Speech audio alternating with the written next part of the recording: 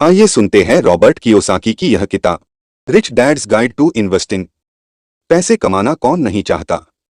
हर किसी को महंगी गाड़ियों में घूमने का शौक है और हर कोई आराम की जिंदगी पाना चाहता है।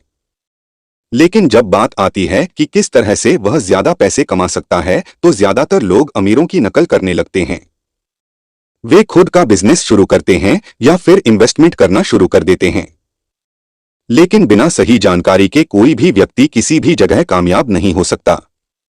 इसे पढ़कर आप सीखेंगे किस तरह आप एक इन्वेस्टर बन सकते हैं, किस तरह से आप एक लीडर बन सकते हैं। एक बिजनेसमैन बनने के लिए आपको कौन सी चीजें सीखनी चाहिए। दुनिया के 10% लोग 90% संपत्ति के मालिक हैं। लेकिन अब सवाल उठता है कि आखिर ऐसा क्यों है। अमीर लोग जिन चीजों में अपना पैसा इन्वेस्ट करते हैं, वो इन्वेस्टमेंट उन्हें बहुत ज्यादा अमीर बना दिया करती हैं। गरीब लोग उसमें इन्वेस्ट नहीं कर पाते, जिसकी वजह से वे सारी उम्र काम करने पर भी गरीब ही रहते हैं। इसमें कुछ खामी नियमों की भी है। अमेरिका की सिक्योरिटीज एंड एक्सचेंज कमीशन ने कुछ खास तरह के इन्वेस्टमेंट करने की इजाजत सिर्फ अमीर लोगों को ही दी है।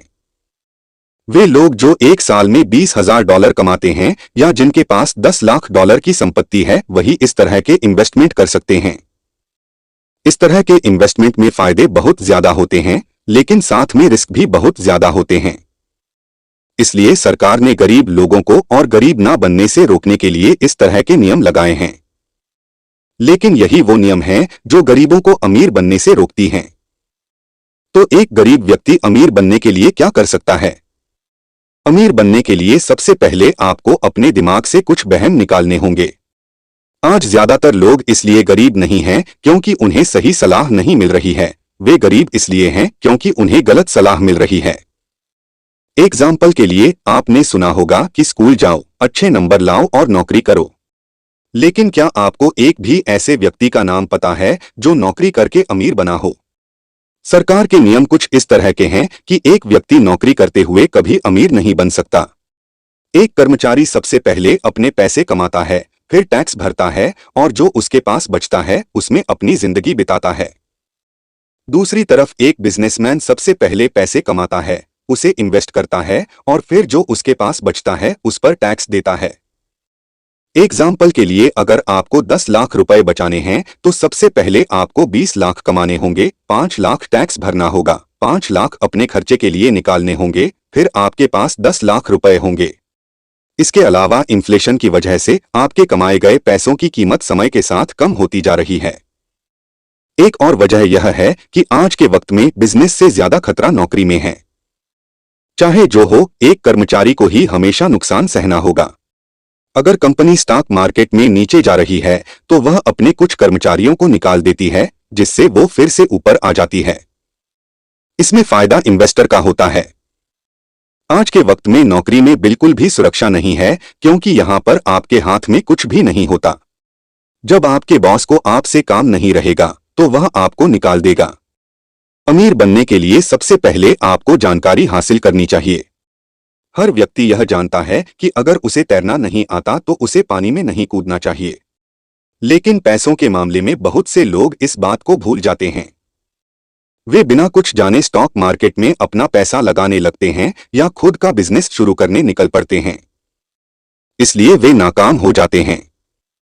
इन्वेस्टमेंट सुनने में कुछ मुश्किल लग सकती है, लेकिन एक बार इसे समझ लेने के बाद आप अपनी किस्मत के दरवाजे खोल सकते हैं। एग्जाम्पल के लिए हम प्राइस टू इक्विटी रेशियो को लेते हैं।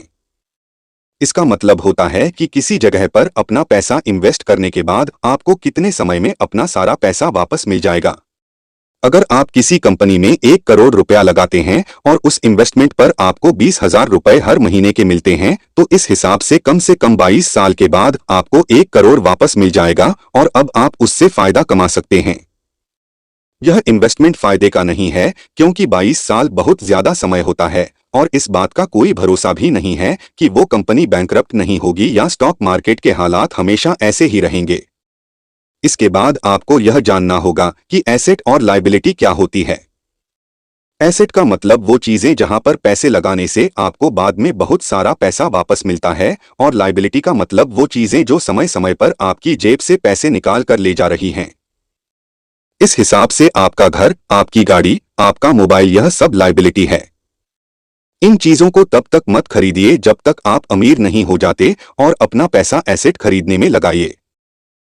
बिजनेस का नाम सुनकर एक मिडिल क्लास आदमी के अंदर जो सबसे पहला शब्द आता है वो है फंड।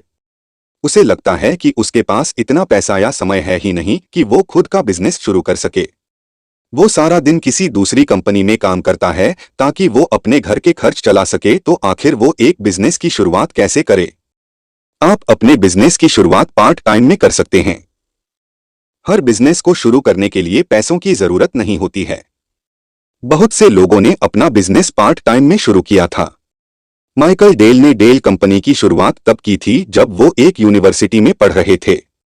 जब उनके दोस्त पार्टी कर रहे होते तो वे अपने कमरे में बैठकर एक एम्पायर बनाने की प्लानिंग कर रहे होते थे। एक बार जब आपका बिजनेस अच्छे से काम करने लगे तब आप उसकी मदद से बहुत ज्यादा पैसे कमा सकते हैं और साथ ही समय आने पर उसे अच्छे फायदे में बेच भी सकते हैं। बहुत से लोग कभी शुरुआत नहीं करते क्योंकि उन्हें लगता है कि वे नाकाम हो जाएंगे, लेकिन शुरुआत ना करके वे पहले से ही नाकाम हैं। एक बिजनेस शुरू करने से पहले आपको एक अच्छा लीडर बनना होगा। एक बिजनेस अपने लीडर से अच्छा नहीं हो सकता। इसका मतलब आप जितने अच्छे लीडर होंगे आप अपने बिजनेस को उतना ज्यादा आगे तक लेकर जा सकते हैं। इसके लिए आपको 3 चीजों की जरूरत होगी। सबसे पहले आता है मिशन। इसका मतलब आपके बिजनेस का काम क्या है, उसके होने का मकसद क्या है। अगर आप बिजनेस सिर्फ पैसे कमाने के लिए कर रहे हैं तो आप ऐसा कभी नहीं कर पाएंगे। अमेज़न का मकसद था दुनिया की सबसे बड़ी ई-कॉमर्स साइट बनना जहां पर एक व्यक्ति अपने जरूरत की हर चीज पा सके। आज वो वाकई दुनिया की सबसे बड़ी साइट बन गई है। इसके बाद आपको एक टीम की जरूरत होगी। बिना टीम का कोई लीडर नहीं होता है। आपको यह बात समझ जाना चाहिए कि आप सब कुछ नहीं कर सकते हैं। आपको अलग अलग तरह के काम करवाने के लिए एक बहुत कुशल टीम की जरूरत पड़ेगी। इसके बाद आता है एक लीडर। एक लीडर वो नहीं होता जो सबसे ज्यादा जानता है या सबसे बेहतर होता है। एक लीडर वो होता है जो लोगों से बेहतर तरीके से काम करवाकर उन्हें उनकी कीमत का एहसास दिला सके। लीडर बनने का सबसे अच्छा तरीका है जिम्मेदारी लेना। हम सभी जिम्मेदारी लेने से भागते हैं। अगर सड़क पर कचरा फेंका गया हो तो शिकायत करना सभी को आता है, लेकिन अगर आप वाकई एक लीडर हैं तो आप जिम्मेदारी लेकर उसे साफ करवाएंगे। एक अच्छा बिजनेसमैन बनने के लिए आपको बातचीत करना और अपने सामान को बेचना आना चाहिए। याद कीजिए आप किन किन कामयाब बिजनेसमैन को जानते हैं और यह सोचिए कि कौन सी खूबी है जो हर किसी के अंदर थी। हर एक कामयाब बिजनेसमैन के बातचीत करने का तरीका सबसे अच्छा होता है। उनके पास वो ताकत होती है जिसकी मदद से वे ज्यादा से ज्यादा लोगों से अपनी बात मनवा सकते हैं और इसी ताकत का इस्तेमाल करके वे एक अच्छे लीडर बनते हैं। अब सवाल यह आता है कि किस तरह से आप अपने बातचीत करने के तरीके को सुधार सकते हैं। इसके लिए सबसे अच्छा रास्ता होगा कि आप एक नेटवर्क मार्केटिंग कंपनी में कुछ साल काम कर लीजिए। इस कंपनी में बहुत से ऐसे प्रोग्राम होते हैं जो यहाँ के सेल्समैन को कुछ सालों में बहुत अच्छे से बात करना सिखा देती है। इसकी मदद से वो अपने प्रोडक्ट की खूबियों को अपने ग्राहक से बांट पाता है और साथ ही बिना डरे किसी से भी बात कर पाता है। एक बिजनेसमैन बनने के बाद आपके पास इतना पैसा होगा कि आप अलग अलग तरह के इन्वेस्टमेंट कर सकें। यहां तक पहुंचने के बाद आपके पास बहुत सारी जानकारी भी होगी।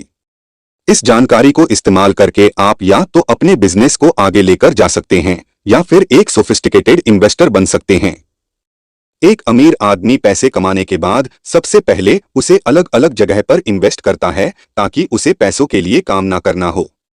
वो अपने पैसों को रियल एस्टेट में, स्टॉक्स में या बॉन्ड्स में इन्वेस्ट करता है जिससे उसका पैसा उसके लिए काम करता है और समय समय पर उसे अपने इन्वेस्टमेंट पर रिटर्न मिलता रहे। अमीर बनने के लिए आपको अच्छी नौकरी के ख्वाब देखना छोड़कर बिजनेस के मैदान में उतरना होगा। आप खुद का एक बिजनेस पार्ट टाइम में शुरू कर सकते हैं। इस तरह से आपके पास बहुत सारी जानकारी आ जाएगी कि किस तरह से एक कंपनी काम करती है।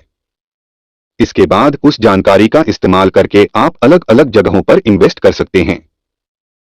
फैसला कीजिए कि आप पहले सुरक्षित होना चाहते हैं, आराम पाना चाहते हैं या अमीर बनना चाहते हैं। कुछ वक्त इस बारे में सोचिए और यह फैसला कीजिए कि आप सबसे ज्यादा किसे पसंद करते हैं। इनमें से कोई एक दूसरे से बेहतर नहीं है, लेकिन इन सबके नतीजे अलग अलग हो सकते हैं। इस बारे में अपने परिवार से या अपने दोस्तों से बात कीजिए। साथ ही साथ अपनी मानसिकता में भी कुछ बदलाव कीजिए। यह मत कहिए कि मैं नहीं कर सकता, बल्कि खुद से यह सवाल कीजिए कि आप इसे कैसे कर सकते हैं। ये समरी आपको कैसी लगी? इस पर अपने सुझाव, परेशानियां या किसी नई समरी को ऐड करने के लिए हमें कॉन्टैक्ट अस से संदेश भेजें। तब तक के लिए सुनते रहिए और हर रोज आगे बढ़ते रहिए।